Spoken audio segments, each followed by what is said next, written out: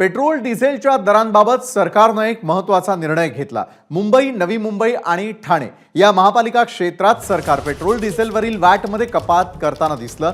सरकारनं या 3 महापालिका क्षेत्रात वॅट 24% 21% आणला आणि त्यामुळे पेट्रोल 65 पैशांनी तर डिझेल 2 रुपये 7 पैशांनी स्वस्त झालंय। नवे दर आज मध्यरात्रीपासून लागू होणार आहेत।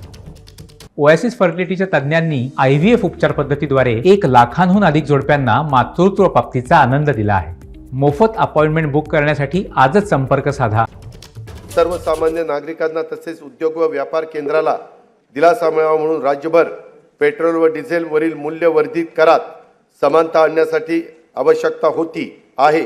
त्या दृष्टीने बृहन्मुंबई, ठाणे व नवी मुंबई या महानगरपालिका क्षेत्रातील डिझेलवरील सध्याचा कर 24% 21% करण्याचे प्रस्तावित आहे। तसेच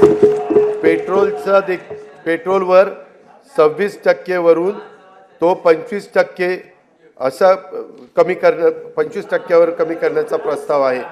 या बदलांमुळे बृहन्मुंबई, नवी मुंबई आणि ठाणे हे तिथं जास्त होता, त्यांची सारखी तक्रार होती, ती आता आपण एकसारखी करतोय। या बदलांमुळे ठाणे, बृहन्मुंबई आणि नवी मुंबई या महानगरपालिका क्षेत्रातील पेट्रोलचा दर हा 65 पैसे व डिझेलचा दर अंदाजे 2 रुपये 7 पैसे प्रति लिटर स्वस्त होणार आहे। एबीपी माझा, उघडा डोळे बघा नीट।